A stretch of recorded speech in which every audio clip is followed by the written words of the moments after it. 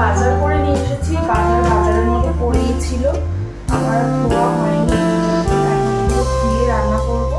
পাট শাক এনেছি কালকে, জানো তো। আর আমার মাম্মাম দেখো ড্রামস্টিকটার অবস্থা কি করেছে, আসার সাথে সাথেই ও এটা চাই।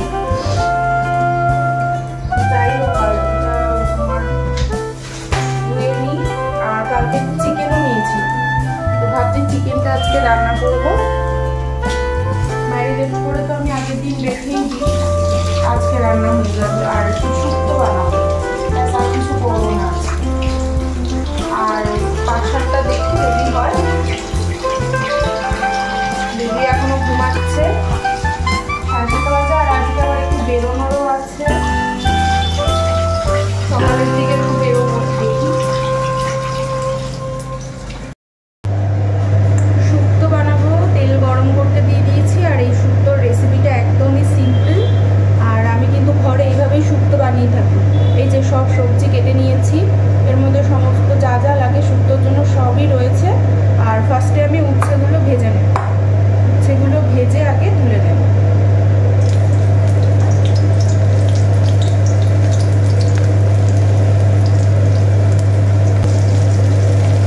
এই হলুদের আবার চামচটা ঢুকে গেছে, দেখো চামচটা খুঁজে পাচ্ছি না, ভেতরে চলে গেছে, ওই জন্য এটা দিয়ে দিলাম। উচ্ছেটা কিন্তু ভাজা হয়ে গেছে, এর থেকে বেশি আর ভাজবো না। যাতে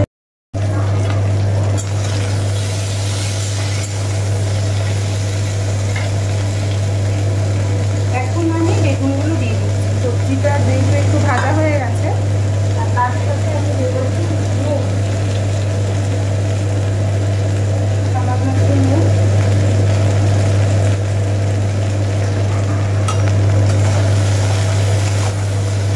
বেগুনটা এবার একটু ভাজা হবে, তারপর জল দিয়ে দেবো। এবার এর মধ্যে জল দিয়ে দেবো, অল্প করে দিচ্ছি, কারণ পরে এর মধ্যে দুধ অ্যাড করবো। বেশি জল দিয়ে দিলে দুধ যখন অ্যাড করবো না, তখন আবার কি হবে, একদম পাতলা পাতলা হয়ে যাবে শুক্তোটা, কারণ দুধ দিয়ে তো বেশিক্ষণ ফোটাবো না। শুক্তোটা আমি ওই দিকে দিয়ে দিয়েছি, ওই গ্যাসে হোক, ততক্ষণে আমি চিকেনের আলুটা ভেজে নেব।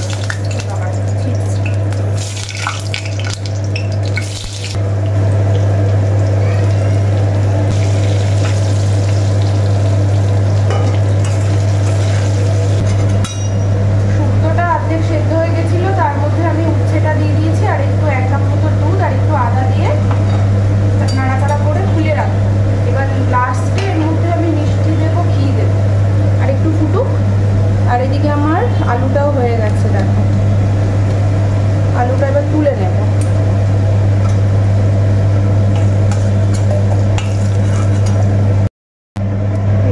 তেজপাতা দেবো, এলাচ, দারচিনি, অল্প গোলমরিচও দিয়ে দেবো, জিরে দেবো, সবই অল্প অল্প করে দিচ্ছি।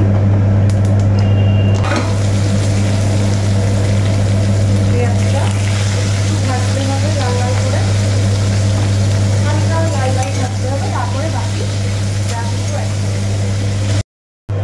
এর মধ্যে আমি পেস্ট অ্যাড করছি একটা, এর মধ্যে আছে টমেটো, কাঁচা লঙ্কা, আদা, রসুন, সব কিছু একসাথে নিয়ে ভালো করে পেস্ট তৈরি করে মধ্যে মিশিয়ে নিয়েছি।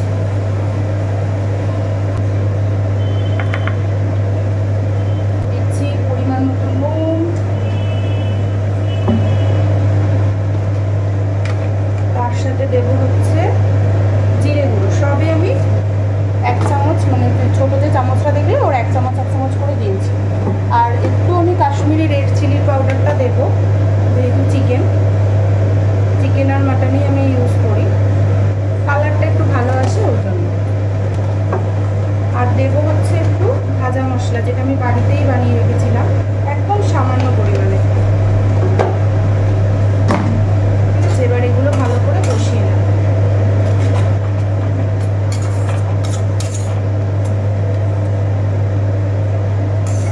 এর মধ্যে এবার একটু কাজু বাদাম বাটা আর পোস্ত বাটা দিচ্ছি। এগুলো অপশনাল, এগুলো নাও দেওয়া যায়, আমি একটু অন্যরকমভাবে করবো বলেই দিচ্ছি, এগুলো নাও অ্যাড করা যায়।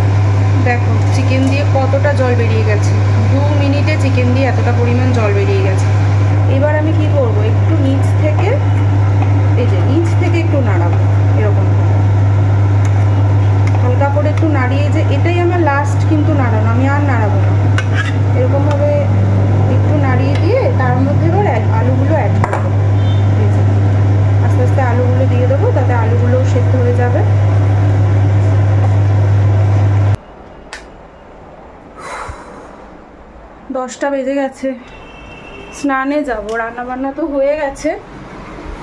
আর ঘর আজকে ফাঁকা।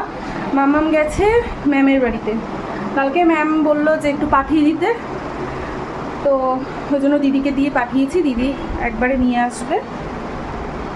আর এই যে সব খাটে খেলনা ঠেলনা সব ছড়িয়ে রেখে গেছে, খেলছিল। আর এইটা দেখুন আমার ড্রয়িং খাতাটা, কালকে শোকেসটা গোছাতে পেয়েছি। এগুলো আমি একটা তো যেটা ছিল সেটা আমার পেলাম না, আর একটা ছিল সেটা মনে হয় আমার ওপরে উঠে গেছে। বই খাতা উঠিয়েছিলাম না, ওপরের বাংকারে আমার অনেক বই খাতা রয়েছে, ওরও রয়েছে।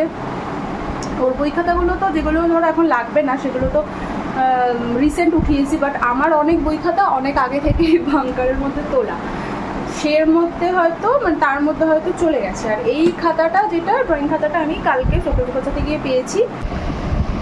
এই যে প্রেগনেন্সির সময় আমি বললাম না ওই ঘরে বসে বসে জানলার সামনে বসে বসে লেখালেখি করতাম, আঁকাআঁকি করতাম, এইগুলো আমার মনে যা আসতো সেগুলোই আমি আঁকতাম।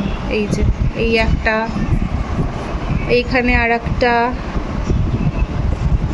এটাতে খুব বেশি নেই, এখানে আমি আবার কলকা ডিজাইন করছিলাম যেটা ইনকমপ্লিট, এটা নতুন অবস্থাতেই রয়েছে। আর একটা খাতা যেটা রয়েছে সেইটা ওপরে উঠে গেছে। করতে প্রচণ্ড ভালো লাগতো, ছোটোবেলা থেকেই আঁকা শিখেছি, 4th ইয়ার অবধি শিখেছি, কমপ্লিটই রয়ে গেছে। আর আমার বরেরও আঁকার হাত মানে ভালো, ও আঁকাআঁকি করতো, ও মনে হয় 5th ইয়ার অবধি কমপ্লিট করেছে। আর ওর আবার আঁকা অনেক আঁকা ওই বাড়িতে রয়েছে, আর একটা আঁকা আবার মা বাঁধিয়ে বা দেওয়ালেও টানিয়ে রেখেছে।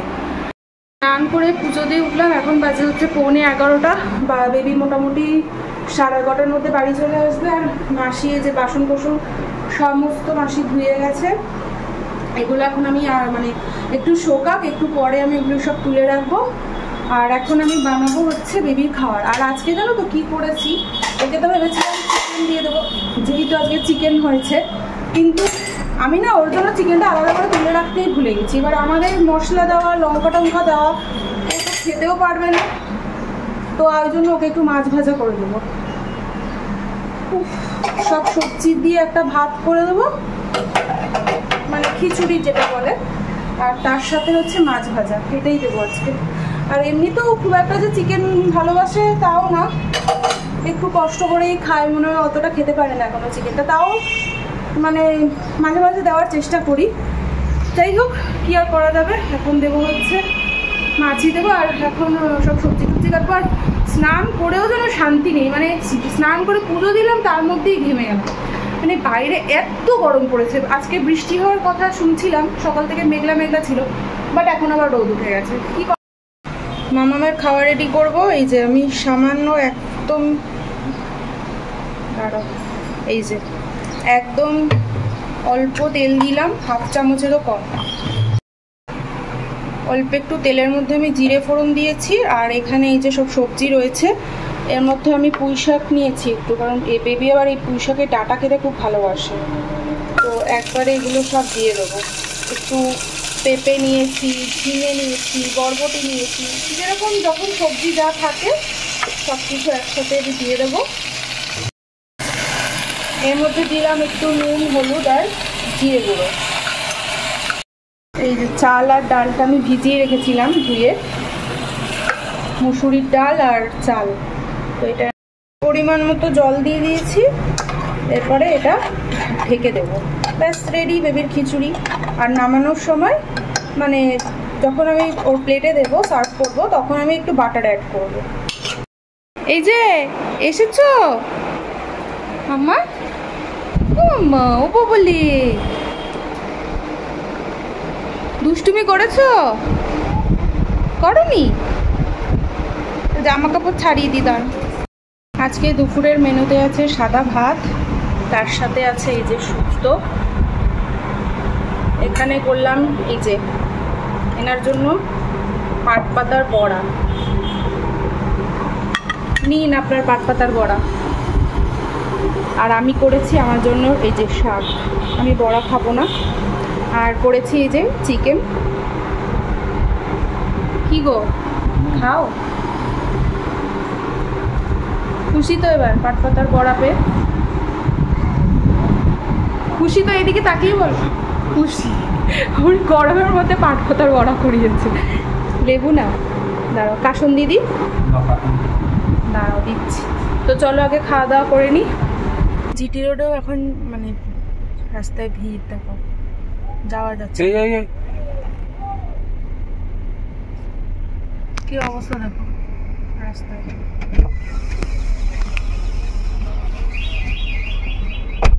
আমরা এই দিক দিয়ে ঢুকাইছে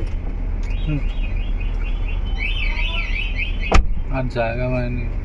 এত বড় লরি ঢুকিয়েছে আর যাওয়া যাচ্ছে না। দেখো আমাদের ওই যে ওইখানে একটা গাড্ডা মতো আছে, ওইটাকে একটা স্ল্যাব বসাই দিলে কিন্তু খানিকটা জায়গাটা বেড়ে যায়। কি করার, রোদ দেখেছো, ছাতা নিয়ে আসিনি। ভালো করে দুজন এখন পাগলের মতো যাচ্ছি হেঁটে হেঁটে।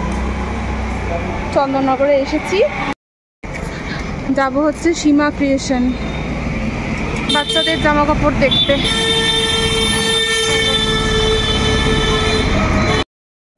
অনেক কালেকশন আছে। এই একটা, এটা স্কার্ট, এটা প্যান্টের মধ্যে আছে।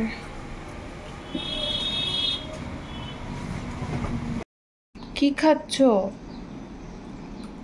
দেখো আইসক্রিম খাবে, ওর জন্য আইসক্রিম আনতে হচ্ছে আমাকে দুপুরবেলা আসার সময়। এই যে টেস্টি। রাত্রিবেলা আজকে ডিনারে আছে চিকেন আর রুটি, আর এই মিষ্টিটা ছিল, খেয়ে নিতে হবে, আর রাখা যাবে না। তো চলো খেয়ে নিই। তো ভিডিওটা এখানে এন্ড করছি, আবার পরের দিন তোমাদের সাথে দেখা হবে।